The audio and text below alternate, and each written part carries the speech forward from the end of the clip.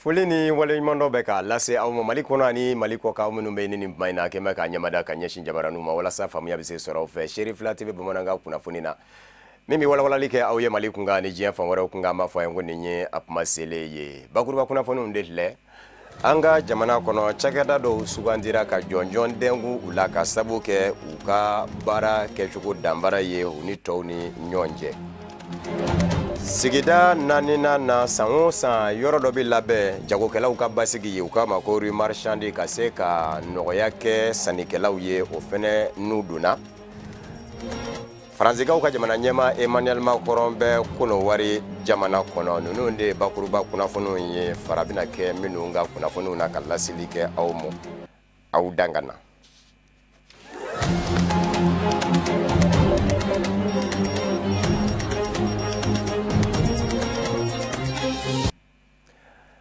Agence de communication globale Miroir Media ale ye cakɛda min ni a ka baara bɛn bɛ maaw ka baaraw sankɔrɔtali ma ni u ka jaw bɔli ye ka yira maaw la o tɛmɛnen kɔfɛ ka se ka sira minnu bɛ se ka kɛ sababu ye ka yecogo ɲumanw di walekele baaraw minnu bɛ yen nɔ ni olu dogolen don baara ɲumanw na k'u ta k'u da n bɛɛ da kan u ka se ka faamu bɛɛ lajɛlen fɛ o kadara kelen de kɔnɔ u ye a lajɛ ka su dɔ sigi sen kan su min kun ye wale ɲuman dɔn gɛnɛ ni jɔnjɔn dɛngun gɛnɛ ye ka ɲɛsin cakɛdaw ma an ka jamana kɔnɔ cakɛdaw minnu bɛ yen ni u jɔyɔrɔ bonyana u ka baara sira kan san 2019 ta o cakɛda 19 ɲɔgɔnna de sugandira u fɛ k'u kɛ sɛkasi dondonw ye ka sabu kɛ u ka cɛsiri ye baara in a bonya tun bɛ maa min bolo o ye entreprise asso plus secrétaire exécutif ye ka fara denfa yɛrɛ kan ani cakɛdaw minnu varalen kun don ɲɔgɔn kan ni lɔtɔmɔli kɛra olu la ka se ka sikasi dondonw ɲini k'o bɛɛ 19 ma o cakɛda ɲɛmaaw fɛnɛ bɛɛ lajɛlen tun bɛ kɛnɛ kan ani maa ɲɛma caman Amadu Kamara ni Baba Keita tun bɛ Sherifila TV jabarani tɔgɔ la. Lada do san o san agence de communication Miroir Media u b'a kanu ka kɛnyɛrɛye cakɛdaw minnu jɔyɔrɔ bi bonya kosɛbɛ jamana ɲɛta sabatiliko ɲuman na ka jɔnjɔn d'u ma min b'a to u ka dɔ fara u ka cɛsiri kan ka sanga ni jamana ka ɲɛta sabatili ye. Nisɔndiya min b'an na mɔgɔ minnu y'a organiser n'o ye Miroir Media an b'u fo fɔlɔ ka Mali princew bɛ fo c'est une baara min a bɛ courage don entreprise la mais an kɔni bɛ min f'u ye dɔrɔn o ka jija a ka kɛ a kɛcogo la a ka kɛ a tiɲɛ kan. Donc a ka ca Ala fɛ ni kɔni ye fɛn min bɛ courage don mɔgɔw la c'est vrai salon an y'a sɔrɔ mais ɲina an y'a jɛ bon an y'a jɛ a ma digi an na parce que an b'a dɔn minnu y'a sɔrɔ n'o ministère de l'environnement ye an ka tiɲɛ fɔ ɲɔgɔn ɲɛna u n'a ka kan mun na parce que secteur de CAI kɔnɔ an b'a dɔn mɔgɔ tɛ anw ci ye mais olu bɛ ka évoluer Mali fan bɛɛ fɛ u bɛ côté wɛrɛw la min tɛ Mali ye parce que hali n'i ye gilet vert misaliya ta ani baara o baara kɛra olu yɛrɛ a fan bɛɛ la Mali fan bɛɛ la donc an y'a ye vraiment o y'a sɔrɔ u n'a ka kan bon ni Ala sɔnna ma ɲina an y'a jɛ ka bala anw na mais ni Ala sɔnna ma san wɛrɛ ta an tɛn'o jɛ cogo si la parce que an bɛna dɔ fara cɛsiri bɛɛ kan programme de annuel 2020-2021 ni Ala sɔnna ma o kɔni an b'a dɔn mɔgɔ t'a sɔrɔ an bolo inchallah. Ni jɔnjɔnden n'an b'a wele ko clé de la performance n'a miiriya ɲuman bi bɔ Miroir Media la a kun tɛ dɔwɛrɛ ye walasa Mali kɛnyɛrɛye cakɛdaw ka bonya lasegin u ma u ka cɛsiri n'u ka wulikajɔ la min kɛra u ma nisɔndiyaba ye. Bon a ye nisɔndiyaba de las'a ma parce que a y'a to davantage an lakodɔnna i bɛ baara caman kɛ comme on le dit a bɛ fɔ cogo min tubabukan na ko récompense bɛ au bout de l'effort. Donc Sokargo bɛ a mɛnna carrière caman dayɛlɛnna an kɔfɛ mais u bɛ bɛlɛ feere n'importe quel prix a ye joué an kan dɔɔni mais ja mɔgɔ wɛrɛ bɛ yen mun bɛ k'an ka baara suit an ko an bɛ continuer an ka qualité la donc bi trophée in bɛ a yira k'a fɔ an ye qualité mun respecté an kana fɛn kuntan feere maliyɛnw ma o trophée de ye nin ye donc a bɛ nisɔndiya fo ka s'a dan na a b'a yira an na k'a fɔ n bɛ ka baara mun kɛ ja mɔgɔ wɛrɛ bɛ k'an suit wa a diyara an ye n bɛ bonya lase Sokarko baarakɛla bɛɛ lajɛlen ma ne kelen tɛ olu de don n'i y'a mɛn directeur mɔgɔ de b'i kɔ vraiment n ka mɔgɔw n content don n b'u bɛɛ remercier ka trophée in dédier u la non seulement ni minnu bɛ baara kɛ ɲɔgɔn fɛ mais aussi an ka patron olu fana dara an na notamment monsieur Agman ale ni monsieur Davous monsieur Davous y'an ka société ɲɛmɔgɔba ye Côte d'Ivoire Agman ye ɲɛmɔgɔba ye fo Suisse u dara an na u y'an dɛmɛ kosɛbɛ pour que k'an bila nin niveau la. Nin baara fasugu n'a ɲɔgɔnnaw a b'a to jamana cakɛdaw ani kɛnyɛrɛye taw u ka se ka dɔ fara u ka wulikajɔw kan min bɛ kɛ hɛraba ye ka ɲɛsin jamana kɔnɔdenw ma baw a na dɔ bɔ sɛgɛn ani gɛlɛya la kɛrɛnkɛrɛnya ani denmisɛnw ka baara ko. N ko nin fɛn min filɛ ka kɛ a diyara n ye kojugu parce que ça a permis ka fɛnw bila kɛnɛ kan mɔgɔ ka dɔn fɛn bɛ sen na donc o sababu ye journal agence miroir ye olu minnu sera mɔgɔw ma fɛn dɔn mɔgɔw ma ka taa information collecter hôtel ko bɛɛ la donc ka dɔn hôtel ko bɛ cogo min na parce que déjà a ma bari ne na a ma bari n na parce que ne bɛ chiffre dɔn n b'a dɔn hôtel tɔ bɛ cogo min na ne bɛ yan nɔ ɲinan san 20 ni a ka taa ni san 25 ye n bɛ hôtel min ci la donc je connais les réalités des hôtels du Mali. Ngani nga foli beta mo folo mo yanga PDG mbale fo kosaba parce que kabra nana bara no ambe bulu ka fembe blanc à disposition pour ka mese ka bara ke tumina ambe awla donia kafo ko ni lada mi sigle flesinga miroir media maufe sanwo san dobi fara ayanga kan ka sabuke anafa na bunya na karamai mi yere ya to Mali chakedaw u keleme ka nimbla u ka bara bulu dale hukum konnana mi bela jelebi do soro ani yiriwa sabatilila ani jamana ka nyeta sabatil kunyuma sanfɛ kalanso min bɛ an ka jamana kɔnɔ ko Institut universitaire pour le développement territorial kalanyɔrɔ do min ka baara ɲɛsinnen do walikele kala ɲɛsinnen do marayɔrɔkow kala kɛli ma maa minnu ɲingun bɛ a kala la san 2016 ni san 2019 cɛ ni olu tilara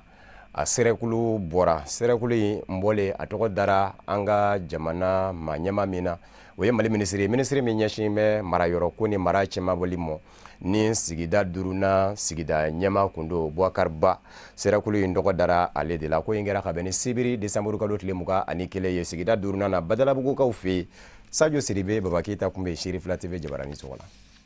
Erole ma kɛmɛ ani ma 84 olu de garijɛgɛ donna nin diplôme di na sanfila kalan tɛmɛnen kalan ninnu bolila fɛn min kan o de ye sigida kunkanko baaraw olu bɛ ladɔn cogo minnu na ani fɛn bɛ tali kɛ sigida tɔpɔtɔli o baara kunkanko sanfila kalan in bolila o de kan promotion in tɔgɔ dara maa min na ni o ye Boubacar Alpha Ba ye ni ale min ye ministre de l'administration territoriale et de la décentralisation ye maa min kɛra kɛnɛ in denba ye ale fana y'a ka nisɔndiya jira ni ka tila ka foli ani tanu ye ka ɲɛsin minisiri ba ma k'a da a sen sele kɛnɛ kan ala y'a sɔrɔ baara dakun caman kun b'a bolo mɔgɔ 100 ani mɔgɔ 84 olu de bɔra olu de y'u ka diplôme sɔrɔ n bɛ n ka foli bɛ n ka minisiri ye n'o ye Alpha Boubacar Ba ye k'ani min nana ka na ale kun ye denfa ye ale de kɛra an ka denfa ye donc denfa min don a hakili bɛ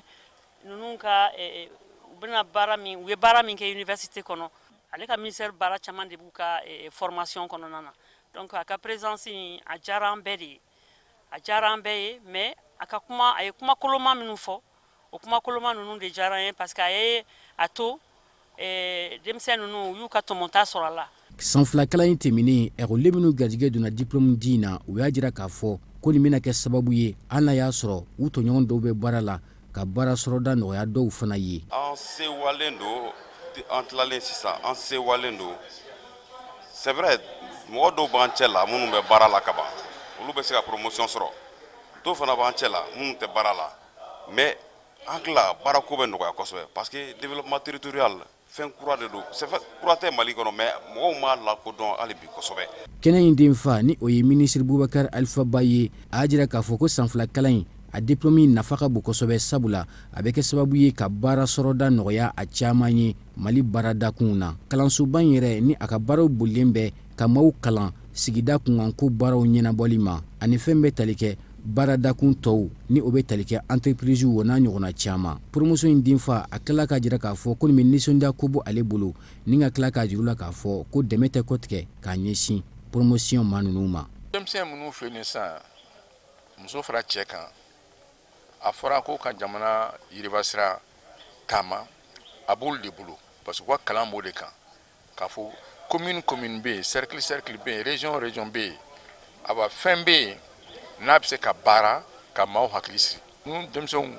cɛ fara muso kan u ka baara y'o de ka hakili ɲumanw di parce que u y'o de kalan awa n k'o kalan in bi dɔrɔn tɛ mais min bɛ kɛ yɔrɔ wɛrɛ u k'o mafilɛ dɔɔnin de fɔr'u ye a tɔba bɛ kɔ maire 100 ni kɔ 1000 ni kɔ bɛ kɔ ani président de cercle ni président de région u n'olu de kan ka baara kɛ an bɔla donna k'a fɔ kɛnɛ in a kun cɛra ni diplôme di ye fo ka taa se an ka ɲɔgɔnbɔlaw ka nisɔndiya kow ma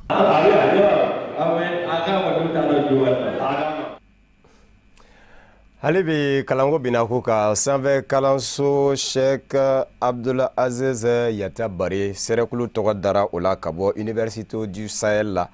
amalɔdɔnɛ ka fɔ serekulu wɔɔrɔnan de bɔra a kɛnɛ denbaya kunbɛ an ka jamana cakɛda bolo cakɛda min ni o ɲɛsin bɛ sanfɛ kalanko ma a ɲɛmaaba kɛrɛnkɛrɛnnen ɲɛna maa ɲɛma caman kun bɛ a kɛnɛ kan serekulu Sheikh Abdul Aziz Yata Bari ka boli Abdul Karim Sakɔ ni Samba Tarawele ye a baara siriya ni atako wɔɔrɔnan ye Université du Sahel fɛ n'o ye a ka kulu wɔɔrɔnan ye kulu minnu n'olu tilala kalan na n'o ye sanfɛ kalan ye maa 57 cɛ ani musow olu de bɛ ni promo in kɔnɔ n'o ye 6e promotion ye olu ka kalan kɛ faculté minnu na o ye faculté des études islamiques et de la langue arabe ani faculté d'informatique n'o ye silamɛya diinɛ kalan ani arabukan kalan fo ka taa se ordinateur nasiraw kalanw ma a tɔgɔ damɛ min na o ye jamana dɔnnibaba dɔ ye n'o ye Sheikh Abdul Aziz Yata Bari o min ni binganikɛlaw kɛra sababu ye janvier kalo tɛmɛnen kabina a dayɛlɛli fo ka na se bi ma Université du Sahel a kɛra sababu ye ka maa 366 k'olu de former olu bɛɛ n'u ka diplôme bɔra a kɔnɔ wa an bɛ don min na maa 753 cɛ ani musow la olu bɛ k'u ka kalanw k'a kɔnɔ n'o ye sanfɛ kalan ye fɛn min ye Université du Sahel a recteur n'o y'a ɲɛmaaba ye a y'a yira k'a fɔ olu nisɔndiyalen bɛ bi ka ni kɛnɛ in sigi ko baw laɲini min b'u la n'u y'u ka hami ye o de ye k'a fɔ silamɛw ka se ka faamuyali kɛ u ka diinɛ na kosɛbɛ ka da diɲɛ yɛrɛ yɛlɛma cogow kan k'an mako bɛ dɔnni wɛrɛw la ka fara an ka diinɛ baaraw kan ko o hukumu de la u ye baara wɛrɛw kalan sigi u ka kalansow kɔnɔna na n'o ye filière de formation wɛrɛw ye komi silamɛya diina ayiwa ka laɲini tɛ kalan ka bɛn diina dama ma fɛn fɛn bɛ maaw nafa o bɛ se ka kalan o de kama kalanyɔrɔ jɔlen bɛ o de kan kabini a daminɛ informatique o faculté bɛ yen nɔ n'o ye machine kura ninnu a branchew bɛɛ lajɛlen b'a la et puis u bɛ diplôme ɲɛnama de ta université baw olu bɛ min ɲɔgɔnna ta informatique o bɛ yen o la ɲinan fana an ye faculté kura fana an y'o bila sen kan n'o ye science juridique o kɔrɔ droit kalan o de bɛ yen nɔ ka fara o kan science économique o ye ayiwa sɔrɔ boso sira kalan o fana de bɛ yen nɔ taalen ɲɛfɛ ni ala sɔnna kalansira wɛrɛ fana olu bɛna sigi sen kan fo kana se inshallah hakilina bɛ yen a labɛnw fana bɛ sen na n'o ye ayiwa dɔgɔtɔrɔ kalan ni ala sɔnna n'o ye dɔgɔtɔrɔ kalan ni ala sɔnna o bɛna sen sɔrɔ Jamiat Sahel inshallah fɛn min ye jamana sanfɛ kalan minisiri ka lasigiden ye a ye foli ni waliɲumandɔn kɛ ka kɛ Université du Sahel ɲɛmaaw ma a n'a kalandenw bɛɛ lajɛlen a labanna ka welewekan kɛ ka ɲɛsin ni maa kura ninnu ma minnu filɛ ka diplôme sɔrɔ n'o ye 6e promotion maaw ye ko a b'a ɲini u fɛ kalan min n'u y'a kɛ ni kɔni sira de donni u kɔrɔ ka se ka baara kɛ ka jamana nafa k'u bɛ ɲini u kelenna bɛɛ lajɛlen fɛ n'i y'a jateminɛ diplôme min dira ninnu ma clé min don i b'a ye k'a fɔ diɲɛlatigɛ clé ani lahara kɛnɛ clé don n y'o fɔ ka da kun jumɛn kan parce que n'i y'a jateminɛ a fɔra k'u ye dɔnniya minnu sɔrɔ o ye diɲɛ dɔnniyaw ye mɔgɔw bɛ minnu na bi na Mali kɔnɔ bon n'i y'a jateminɛ fana o y'a fɔ k'a fɔ ko u bɛ islamologie k'u b'o kalan donc o b'a jira fɔ minnu bɛ bɔ olu tɛna kɛ islamiste ye dɛ olu bɛna kɛ islamologue de ye islamologue kɔrɔ dun ye jumɛn ye maa min bɛ diinɛ dɔn a b'a sɛbɛkɔrɔ dɔn donc o ni maa min ye diinɛ poroporo ka fɛn o tɛ kelen n'an b'a fɔ olu ma islamiste donc an hakili tigɛlen don enseignement supérieur kɔnɔna k'a fɔ nin y'an ka kɛnɛ ministre tɔgɔ la a kɛra an ka ministre de l'enseignement supérieur et de la recherche scientifique tɔgɔ ye a kɛra premier ministre tɔgɔ ye a kɛra même président de la république tɔgɔ ye ne y'a fɔ k'a fɔ clé min dele filuma nin ye o ye sira de ye maintenant k'a sira bɔ k'a fɛrɛ o b'olu yɛrɛ bolo mais o bɛ sɔrɔ mun fɛ u y'u ka cɛsiri n'u y'u cɛsiri n'u y'u do yɔrɔ dɔn siga t'a la a bɛ kɛ seba ye inshallah kala dɔnniya k'a fɔ Université du Sahel ONG Al-Farouq o ka baara nɔ don maa minnu bɛ yen ni u ka dɔntaw ka wuriyalen don sɛgɛsɛgɛli la jateminɛw ni kunnafoni dili la cakɛda ɲɛmaaw ma cakɛda ɲɛmaa minnu ye a ye k'a fɔ u ka cakɛda ka baara taabolo la degun bɛ k'u sɔrɔ wali kelen cakɛda bɛ ka dɛsɛ ka nɔbɔ fiɲɛmisɛnnin minnu bɛ yen ni ɲɛ bɛ pan olu kunna n'olu faralen ɲɔgɔn kan bɛ se ka kɛ sababu ye ka fiɲɛ lase cakɛda ma ni maa ninnu de bɛ se ka o cakɛda ɲɛmaaw bilasira u kɛlen kɔfɛ k'u ka jateminɛw kɛ ani kunnafoniw k'o di u ma min bɛ se ka to u ka cakɛda bɛ se ka yiriwa u k'u ma ko expert évaluateur u fara bɛ ɲɔgɔn kan ka kɛ tɔn ye association malienne des experts évaluateurs u ka jɛkulu ka ɲɔgɔnkunbɛba min bɛ kɛ laadalako la assemblée générale ordinaire o sigira sen kan a senbɛ jateminɛ kɛra tɔ ka musakaw baaraw minnu kan ka kɛ olu ka ani u yɛrɛ kɛtɔ ka baaraw kɛ u ye gwɛlɛyaw minnu sɔrɔ u ye ɲɛta sɔrɔ siraw minnu na k'olu kɛ bolomada yɔrɔ ye janko hali bi u ka laɲini ye min ye u bɛ se ka sabati u ye ninnu bɛɛ lajɛlen de jateminɛna jɛkulu fɛ ni o ye maa faamu ye ne ninnu ka jɛkulu ye Mariyetu Jalo ni Abdulayi Sogodogo tun bɛ Sheriff La TV Jabaranin tɔgɔ la. Mɔgɔ minnu ye baara ɲini k'a dɔn ni k'a dɔnna kari fo k'u kɛ expert ye olu ka jɛkulu min bɛ yen nɔ n'a bɛ fɔ a ma ko Association Malienne des Experts Évaluateurs agréés en industrie et transport olu y'u ka assemblée générale sigi sen kan min sen fɛ baara minnu kɛra 2019 kɔnɔna la gɛlɛya minnu sɔrɔla ani baara minnu bolodalen don ni ka olu da membrew tulo kan ka fɛɛrɛ ɲini gɛlɛya ninnu fana na donna nataw la olu kana kɛ baasi ye expertise baara kɔnɔ assemblée générale in sen fɛ an bɛ taa ye wele bila a baarakɛɲɔgɔn wɛrɛw ma i n'a fɔ Sinakodem ani syndicat wɛrɛw u ye nin assemblée générale in bila bɛn ani kelenya kadara kɔnɔ ni ka kɛ tasibila ye ka ɲɛsin an ka finitigilakaw ma kɛrɛnkɛrɛnnenya la minnu bɛ kɛlɛyɔrɔ la o de kama miniti kelen tasibila kɛra yanni ka baaraw daminɛ an bɛ taa yɛrɛ expertw ka association ye min membre bɛ taa mɔgɔ 53 bɔɲɔgɔnko la. Expert ye mɔgɔ kɛrɛnkɛrɛnnen dɔnniya dɔ bɛ min na baara dɔ taabolo fɛ o baara in a b'o lase bɛɛ mago bɛ se ka jɔ a la a kɛra fɛn foroba baarakɛlaw ye a kɛra privé ye o voilà bɛɛ mago bɛ se ka jɔ a la an bɛ ɲɔgɔn ye ba min kɛ san o san donc ɲinan ta de ye bi ye an bɛna an ka test lajɛ baara mun kɛra 2019 k'o lase tɔw ma voilà u b'u ka a fɔ an ɲɛna n'a ɲɛna n'a ma ɲɛ ni mun kan ka yɛlɛma u b'olu fɔ an ɲɛna quoi baara kɔni sera ka kɛ gɛlɛya dɔɔni sɔrɔla la je pense que an sera ka a fanba kɔni kɛ kɔni. An bɛ taa président ale ka nin baara ninnu don kumaw la a ye bɛɛ lajɛlen fo maa welelen minnu fana ye u sen bɔ u kɔnɔ kɔrɔ a ye foli belebele ɲɛsin olu ma. An ka baara bɛ boli mun kan diɲɛ kɔnɔ ni ko mun kan ka kɛ industrie ni transport la an b'a lajɛ de a kɛtɔ ko mun kan ka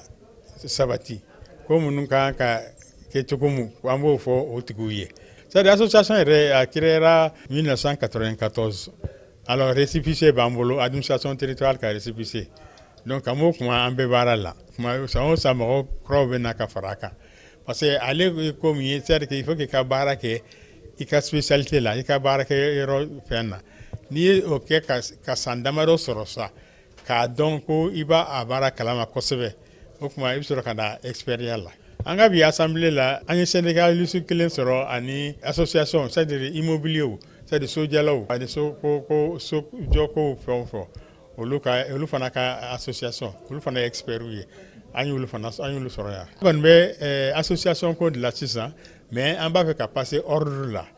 A b'o baara de la an ka san yɛrɛ baara caman kɛra o de kan. K'aw ladɔnniya k'a fɔ an bɛ taa Association Malienne des Experts Évaluateurs agréés en industrie ani transport a sigila sen kan kabini san 1994 o don ni bi cɛ expert fɛn fɛn bɛ a kɔnɔ olu bɛ maa tɔw bilasira n'u ka dɔntaw ye ni ka maa wɛrɛw taw kankuruya. Laada do san o san sigida naaninan na a ɲɛmɔgɔ bɛ a lajɛ ka hakilina ta ka sigidadenw sɛgɛrɛ min bɛ se k'a to u bɛ lafiya jagokɛlaw ka se ka bisimila yɔrɔ di u ma u ka jagofɛnw ka se ka lasɔrɔ sigidadenw fɛ nɔgɔya la u kama ko rue Marchande o ta ko segina n'u donna ka bɛn ni alamisa desanburu kalo tile 19 ye sigida naaninan na senfɛ min ye attestation ye olu kɛra bonyamasegin ye ka tɛngu tɔ dɔw ni jagokɛla dɔw la maa ɲɛma caman kun bɛ a kɛnɛ kan Mamadu bɛ ni Sheriff Sumano n'a ka jatala Ibrahima Kulubali kun bɛ Sheriff La TV Jabaranin tɔgɔ la. A kɛra laada ye sigida naaninan ɲɛmaw bolo ka rue Marchande kɛnɛ sigi nin wagati kelen na san o san. Donc je disais que ngo bi ne ka nisɔndiyalen don nin bɛ ne hakili jigin rue Marchande fɔlɔ min kɛra depuis au temps d'Arat nin bɛ ne hakili jigin o de la jama min nana an tɔtɔra an bɛ dugawu dɔrɔn de kɛ rue Marchande Ala k'a kɛ hɛrɛ ye san wɛrɛ ta Ala k'a to fana ka organiser ka ɲɛ ka tɛmɛ nin kan quoi Ala kana foyi bɔ nin kɔnɔna na ni fɛn bɛ kɛ sababu ye ka nisɔngoya nisɔndiya ko dɔrɔn kan kana kɔnɔna na an ka mairie fo kosɛbɛ communicat mairie fo a organisation na ka tila association bɛ kɛnɛ kan min n'a président ye. O kɛlaw kelen kɔ k'u ka nisɔndiya yira u ye wele bila malien bɛɛ lajɛlen ma walasa bɛɛ ka tɛmɛ rue Marchande in fɛ Amdalaye ACI 2000 la. Bon rue Marchande bon toujours san o san an kɔni b'a kana kɛ parce que c'est intéressant a bɛ ka fisa sigida ma kosɛbɛ donc an bɛɛ b'an ka dɛmɛ kɛ ka organisateurs dɛmɛ pour que a bɛ se ka sigi sen kan donc gɛlɛya fɛn fɛn mana ye an bɛ ɲɔgɔn dɛmɛ a la baara ka se ka ɲɛ hali n'an ma wari caman sɔrɔ terrain kan de fait que a ka se ka diya mɔgɔw ye mais an b'a latanu a sigi o sigi dɔ bɛ fara an ka relation kan an bɛ dɔn ka taa ɲɛfɛ vraiment an b'o foli kɛ an ka ɲɛmɔgɔw ye toujours an b'a ɲini fɔ ka dɔ fara kɔrɔsi kan ka dɔ fara baara kan san wɛrɛ an ka se ka place wɛrɛ sɔrɔ min ka bon ni nin yɔrɔ nin ye san wɛrɛ pour que mɔgɔ caman ka se ka da kɔnɔ parce que mɔgɔ caman de tora minnu ma se ka place sɔrɔ yan fort kɔni ça c'est numéro 1 vraiment c'était bien organisé bon vraiment bɛɛ nisɔndiyalen don puis jama bɛ yan fana marché fana bɛ yen donc c'est intéressant aussi an bɛ dugawu kɛ. Vraiment an sewalen don kosɛbɛ parce que jama bɛ ka bɔ fɛn ɲɛnama don kosɛbɛ donc an ka produit yɛrɛ surtout fɔlɔfɔlɔ la a tun tɛ sɔrɔ kosɛbɛ RNSI tun sɔrɔ man di Mali la mais bi an nana n'a ye k'a nɔgɔya spécialement rue marchande kama yaasa bɛɛ bɛ se k'a sɔrɔ par exemple fɛn minnu bɛ yen nɔ n'an b'u feere 7,000 yan i bɛ se ka n'a sɔrɔ 2,000 e bɛ se k'o imaginer ka 5,000 bɔ a la pour que bɛɛ k'a sɔrɔ. Vous voyez un peu, samara bete, gloki bete, équipement sportif bete, parler que la mouvement na yoro konna la, donc vraiment en se walendo quoi. Et puis je pense que bébé a tout phénomène qu'on va faire ce qu'on fait. Oui les gars, même le yani 31 tiens malien beka bo, quand a rue marchande la CI 2000 la million merveille qui fait là, quand a Ernest stand là, fin bébé, pantalon tissu be, veste be, chemise be, parce que moi taro Ernest be chemise ke, moi taro Ernest be polo ke, arène be jacket ou la costume, moi taro Ernest boke, samara ou be no chaussures de sport ou ni chaussures de ville ou beba molo. Sigida nanna maire kelen ka kuma ta a y'a yira k'a fɔ rue marchande ye wagati min b'a to jagokɛlaw yɛrɛ damaw bɛ ɲɔgɔn dɔn minnu bɔra yɔrɔ janw fɛ u bɛ hakilina falenw kɛ u bɛ dɔntaw falen ɲɔgɔn na a bɛ kɛ sababu ye fana ka jagokɛlaw gɛrɛ kiliyanw na parce que rue daminɛ a kun kɛra commune dɔrɔn ta ye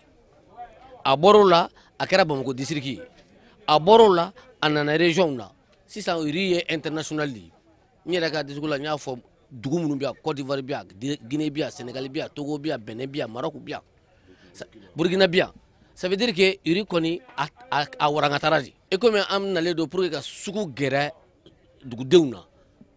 ɔ sisan a ka kɛ bɛn kɔnɔ keleya kɔnɔ ani u ka fɛnw nɔgɔya sannikɛlaw ma o bɛ siɲɛ wɛrɛ diya quoi an bɛ dugawu kɛ bɛɛ ye fɛn min ma min natɔ sɔrɔ o kɔni ta t'o sɔrɔ ka tila k'a fɔ sankura in daminɛ na an bɛ dugawu kɛ kɛnɛya keleya ani bɛn bɛ se ka na Mali kɔnɔ cogo min na an bɛ dugawu kɛ o kɔnɔ ala ka bɛn na Mali kɔnɔ ala ka malidenw kan bɛn ala ka bɛn sabati quoi. Kɛnɛ in kun cɛla ni yala ye walasa ka taa sugu gaw lajɛ. Sotelma Malitel direction technique la Kenya sigira singa e bonyamasegi ngene do ka ɲɛsi mɔmɔ minnu ye san caman kɛ baara la Sotelma Malitel kɔnɔ ni u bɛ ka taa sɛgɛnnafiɲɛ bɔ i ye ka bɛn ni juma décembre kalo tile 20 ye baarakɛla ninnu minnu bɛ ka taa sɛgɛnnafiɲɛ bɔ ye ani u ka denbaya teresiraw jɛɲɔgɔnsiraw bɛɛ lajɛlen ye ɲɔgɔn sɔrɔ ye ka bonyamasegi ngene in sigi ka ɲɛsin u ma min ngene denbaya kun bɛ Sotelma Malitel ɲɛmaaba bolo Amadou Diallo Samba Traoré Chérifla TV olu kun bɛ nin baaraw nun donna ni sanga kelen tasibila kɛlen ka ɲɛsin baarakɛla minnu miniji dɔgɔyara Sotelma Malitel kɔnɔna na nin ye laada ye Sotelma Malitel bolo a ka baarakɛla minnu san caman baara kɔfɛ n'u bɛ taa sɛgɛnnafiɲɛbɔ la u ka se ka waleɲuman dɔn kɛ ka ɲɛsin u ma ka sabu kɛ u ye baaraba minnu kɛ Sotelma Malitel kɔnɔna na tamaserew kɔfɛ minnu taara ka ɲɛsin baarakɛla minnu jɔyɔrɔ bonyana kosɛbɛ u ka baara kadira kɔnɔna na fɔ kana bila bi u ka sɛgɛnnafiɲɛbɔ don na u sɛbɛkɔrɔ tanu min kɛra u somɔgɔw n'u baarakɛ ɲɔgɔn fɛ n'a kɛra nisɔndiya ni bonya ni karama kɔnɔna na. San o san Sotelma Malitel bɛ a ka sɛgɛnlafiɲɛbɔlaw bilasira donc cɛman fara musoman kan fɛti bɛ kɛ ka organiser u bɛɛ tɔgɔ la donc an bɛ an ka direction générale remercier o ko la a ka d'an ye kosɛbɛ ka minnu bɛ taa retraite la k'u bilasira. Bon a kinikini b'an parce que an n'u delila kosɛbɛ an tun bɛ baara kɛ ɲɔgɔn fɛ tous les jours sisan nɔ o bɛ na sumaya mais an kɔni an bɛ dugawu k'u ye u bɛ taalen retraite mun na ala k'a kɛ sini kɛnɛya ye ala k'a kɛ hɛrɛ caman ye an bɛ dugawu kɛ fɛnɛ san kura min bɛ nalen ala k'a kɛ sini kɛnɛya ye.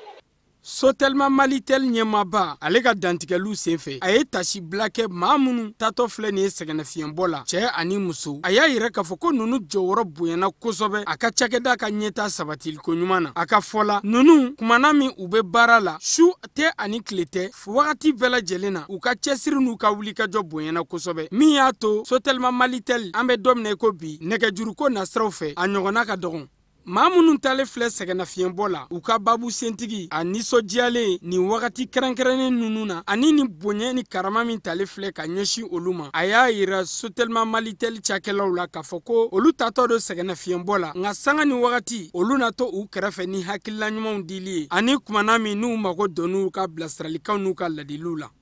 En bamanan bon vraiment bi don an bɛ barika da Ala ye ka barika da an bangebagaw ye. Parce que Ala ye bidon yira an na vraiment bi ye donba de ye an ye baara damina ni kɛnɛya min ye ka laban n'o kɛnɛya ye vraiment an bɛ barika da Ala ye ka barika da an bangebagaw ye et puis an bɛ dugawu kɛ Ala ka a nɔgɔya bɛɛ ye silamɛden bɛɛ bon an bɛ dugawu kɛ entreprise ka taa ɲɛ surtout ni période de concurrence ni donc sinaya min bɛ yen sisan et puis dɔ bɛ ka fara kan de donc nous souhaitons que vraiment que l'entreprise ka taa ɲɛ ka produit caya pour que vraiment Malitel client ka se ka caya ka doubler même voire ka tripler dans 2 ans ça o de ka d'an ye Malitel ka taa ɲɛ o de ka d'an ye. Donc sisan anw bɛ taa retraite la mɔgɔ kuraw de kan ka na denmisɛnninw de kan an ka place di denmisɛnninw ma olu fɛnɛ ka na baara kɛ an ye baara minnu kɛ ka tɛmɛ olu bɛ tɛmɛ n'o sira kelen ye de bon minnu bɛ taa retraite la a kana k'an kɔnɔ k'a fɔ ko Sotelma n'i taara retraite la k'a fɔ ko ye saya ye non non i taara retraite la o ye vie kura de daminɛ i bolo parce que tu as le temps en ce moment qui reposer, tu as le temps en ce moment social bɛ nɔ k'o gérer, tu as le temps en ce moment de faire tes prières. An b'aw ladɔnniya k'a fɔ ko nin lajɛrɛba in n'a tun bɛ tali kɛ Sotelma Malitel cakɛla minnu taara sɛgɛnnafiɲɛbɔ la k'olu bilasira bonya ni karama ni nisɔndiya kɔnɔna na a baaraw bɛɛ lajɛlen kuncɛra ni nɔngɔnkuru ani dawa min ye jama sɛbɛkɔrɔ nisɔndiya kosɛbɛ ka sɔrɔ k'an bɛn k'o boloda ni Ala sɔnna ma san nataw nin n'a ɲɔgɔnna wɛrɛw kɛnɛ kan.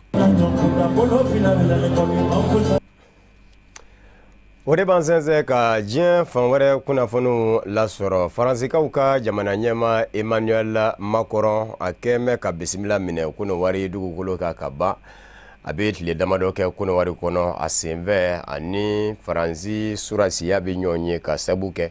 kabini jamana ɲɛma kɔrɔ tile Félix Houphouët-Boigny Faransiya surasiya dagayɔrɔ dɔ bɛnbɛn Konowari faba Abidjan sigida Port-Bouillemont a bɛ taa Noël ɲajɛ kɛ ni olu ye o tɛmɛnen kɔfɛ Emmanuel Macron ni Alassane Dramane Ouattara Konowari jamana ɲɛma u bɛ jɛ ka kuma baara bolodalen dɔ kan baara bolodalen min ni Emmanuel Macron ka laɲini don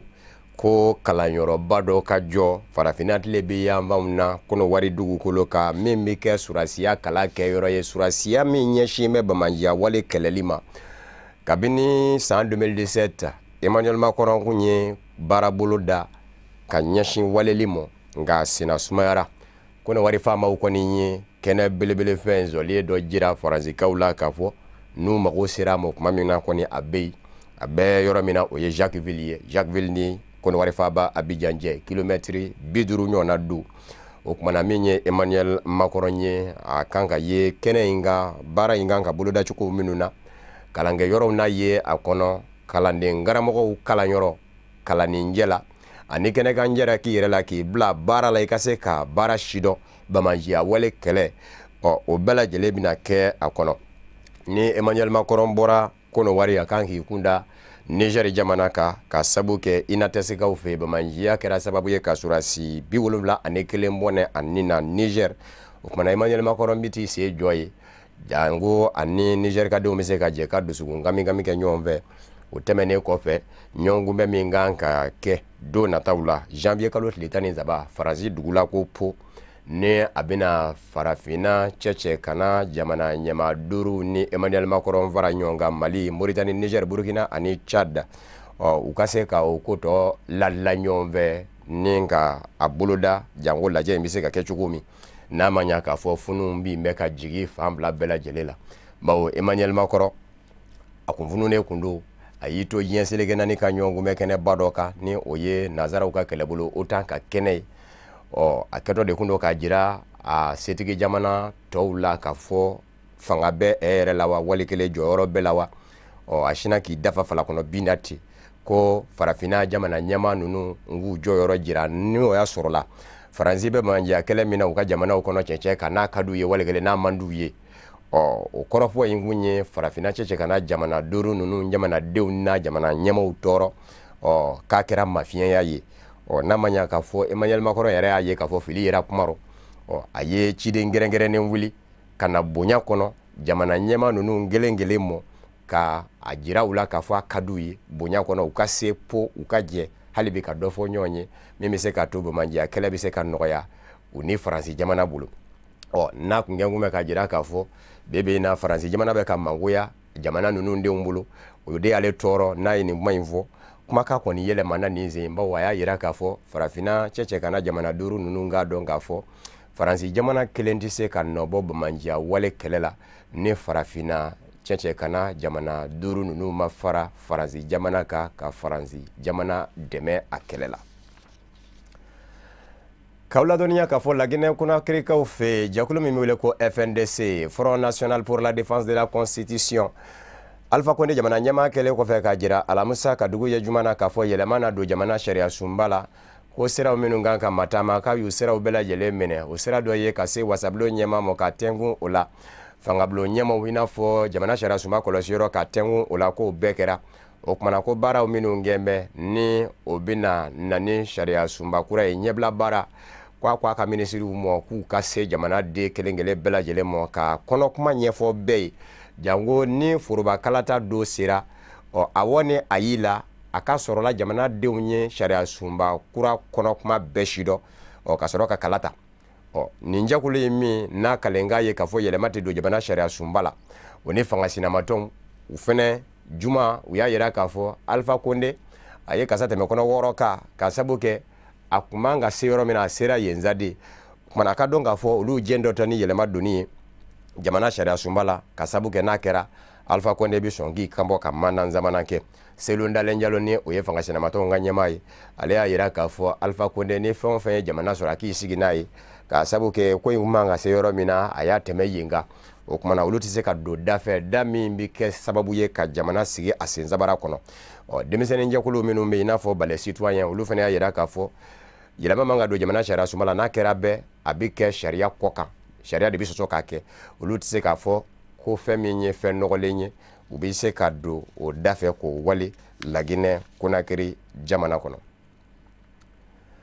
K'aw ladɔnniya k'a fɔ Angolakaw fɛ wasadenw farala ɲɔgɔn kan ka a jateminɛ n'o y'a sɔrɔla hakilina dɔ bɛ yen a bɛ se ka dankɛnɛmaya hakilina in tɛ dɔwɛrɛ ye fanga ɲini dɔ min bɛ Angola fanga na bi ni o ye MPLA ye Mouvement de Libération de l'Angola Mouvement Populaire de Libération de l'Angola MPLA a wasadenw de nana ni a hakilina ye wasabulon kɔnɔ wari min bɛ dun Angola jamana ɲɛmaa min ye fanga bila bi ni maakura bɛ a nɔ na José Eduardo dos Santos ale ja kunkolo a kunkolo ja o de bɛ wari sanfɛ wari fura ye min na a kunkolo ja bɛ a kan ka a kunkolo ja jɔsi ka bɔ a kan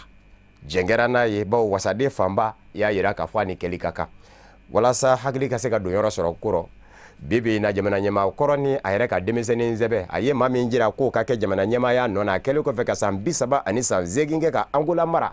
n'o kun y'a ka minisiri min ɲɛsin bɛ surasiya mɔ a n'o de fɔ bɛ ɲɔgɔn kɔ bi wa o de bɛ fanga ɲini dɔ ɲɛmaaya la fanga ɲini dɔ dankɔrɔba bɛɛ bɛ ale de ka fan fɛ bi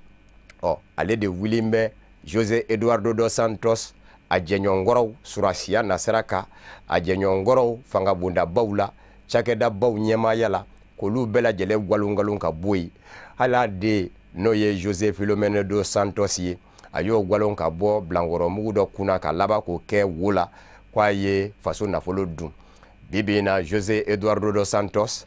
a ka denbaya a jɛɲɔgɔnw u bɛɛ den bɛ kɛrɛfɛ ani maa minnu jɛra ka jamana mara san 38 nin bɛɛ lajɛlen den bɛ a denmuso ni o ye Isabel dos Santos ye ni kunnafoniw y'a yira k'a fɔ farafina musow la a ɲɔgɔn waritigi tɛ yen o fɛnɛ wulila ka bɔ tajiko cakɛda ba kunna ni o ye Sonagɔli ye ninnu bɛɛ lajɛlen kɛn bɛ degun ye ayiwa José Eduardo dos Santos ni jamana ɲɛmaakura João Lourenço ni ɲɔgɔn cɛ amaula doniya k'a fɔ wasadenw y'a jira k'a fɔ ni maa tɔgɔ kan ka ye wari fura kan wale kele kungolo kan ka ye wari fura kan jamana ɲɛma fɔlɔ Agostinho Neto o de kungolo kan ka ye nka manga José Eduardo dos Santos kungolo ka ye a ko kɔni gɛn bɛ gwɛlɛyaba ye bi jamana ɲɛma kɔrɔ ni a ka denmisɛnnin sɛbɛ cɛ. Rwanda kaw fe Rwanda ni Belgique ni ɲɔgɔn cɛ ma bɛ se k'a fɔ nin bɛ kɛ kunnafoni duman ye k'u ka bɛɛ tɔ sinsin ka taa fɛ ka sabu kɛ nazarala jamana caman de bɛ Rwanda jamana jigin bɛ minnu na k'a fɔ bɛɛ fa min kɛra o sanja la san 1994 génocide rwandais siya fila ni ɲɔgɔn cɛ filaw n'o ye tutsiw ye ani utu ko nazarala jamana caman ye ta kɛ a ko lajɛli ye sima kala don ɲina ka bɛn n'a ye ka filaw fatɔ lajɛ utuw bolo. Belgique jamana bɛ o jamana jalakilenw na Rwanda jamana bolo nka Rwanda jamana de n'an bɛ wuli utu ɲɛma dɔ nɔfɛ min si bɛ san 70 ani san 1 na tuma min na ni utu bɛ fanga na a tun bɛ jɔyɔrɔbaw la Rwanda jamana kɔnɔ fanga yɛlɛmatɔ ko tutsiw filaw u bɛ ka na jamana ye ka se ka fanga yɛlɛma n'o ye Paul Kagame ni a ka maaw ye filaw utuw ye fali da Paul Kagame ka siya ka filaw n'o ye tutsiw ye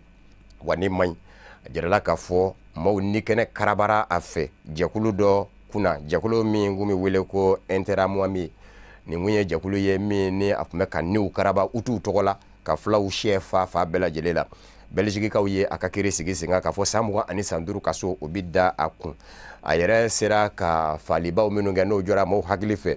musolaka kelen de bɛ Belgique jamana den don nka furulen kun don fila dɔ ma Kigali Rwanda duguba la n'o ye Tutsi ye ko ni maɲi de ye a ko fɔ mamurilen jɛkulu ye ni o ye utu ka mamurilen jɛkulu ye k'a fɔ utu dɔ bɛ sigiɲɔgɔnya la n gɛrɛfɛ o kumana a ye taa n'a ka denbaya nɔfɛ ko olu yɛrɛ ɲinibaatɔ k'u bɛ t'u yɛrɛ kalifa Belgique surasilakaw la n'o ye casque bleu ye ko k'u kɛra u la u ma se ka Belgique surasilakaw la sɔrɔ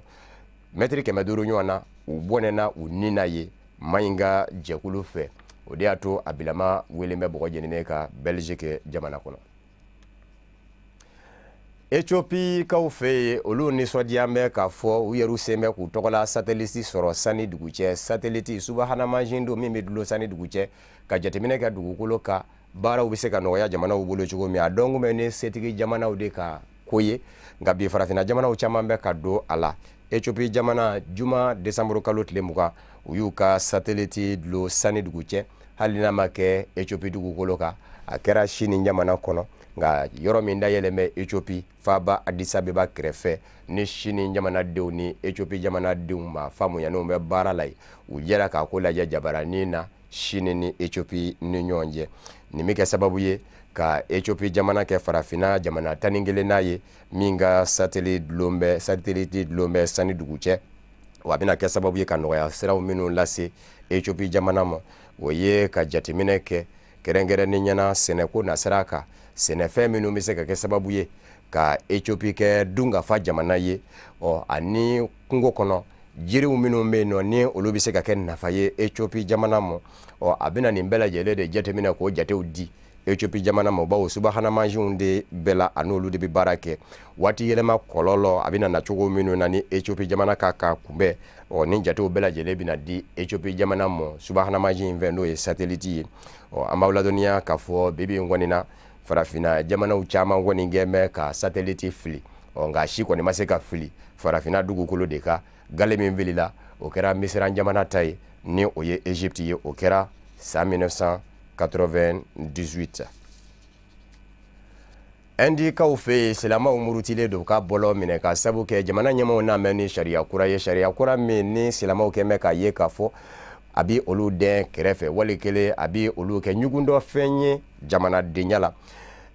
Indi jamana maa ɲɛmaaw de ye a yira k'a fɔ don nataw la e maa o maa n'i tɛ silamɛ ye a ka ca la i bɛ se ka jamana lakodɔn sɛbɛn sɔrɔ ka kɛ Indi jamanaden ye hali n'i ye tunkaranke ye wali kelen n'i ye jamana dɔ den ye jamana min ni kɛlɛ bɛ yen k'o y'i se Indi jamana kɔnɔ n'i tɛ silamɛ ye a ka ca la e bɛ jamana lakodɔn sɛbɛn sɔrɔ o de bɛn tɛ silamɛw ma silamɛw bɔra ka fa bɛɛ lajɛlen kɛ senɔ ye maa 20 ɲɔgɔnna de bɔnɛna a nin na a ko daminɛ ni bi cɛ misiribaw minnu bɛ yen New Delhi faba yɛrɛ la juma décembre kalo tile 20 yanni juma ka jigi lakana tigilamɔgɔw taara yen woli nka o n'a ta bɛɛ o ma maaw bali ka bɔ ka nisɔngoya taamaw boloda fa bɛɛ lajɛlen la dɔw yɛrɛ y'a jira k'a fɔ endi jamana ɲɛma Narendra Modi a bɛ ka fɛn min kɛ a y'a fasoden juguya don ka sabu kɛ fasoden bɛɛ lajɛlen kan ka dama kɛɲɛ ayiwa silama ani silanda an b'aw ladɔnniya k'a fɔ bibi in na maa 200 ɲɔgɔn na jikala sera ka sere olu ka k'olu la yɛrɛkɛ jango basigi o bɛ se ka na endi jamana kɔnɔ. O de fana bɛ dansigi bamanankan kunnafoni na min farala ɲɔgɔn kan ka lase aw ma kunnafoni di so ɲɛmaayaso fɛ ka bɛn ni kuma ɲɛ ka foli ni waleɲumandɔw lase aw ma Mali kɔnɔ ani Mali kɔ kan aw minnu kɛ kun bɛ ka ɲɛmada ka ɲɛsin jabaraniw ma walasa faamuya bɛ se yɔrɔ fɛ Seri Fila TV bamanankan kunnafoni na laseli wɛrɛ an bɛ ɲɔgɔn sɔrɔ yan'o cɛ kan bɛ diɲɛ waati wɛrɛ n'Ala sɔnna ma.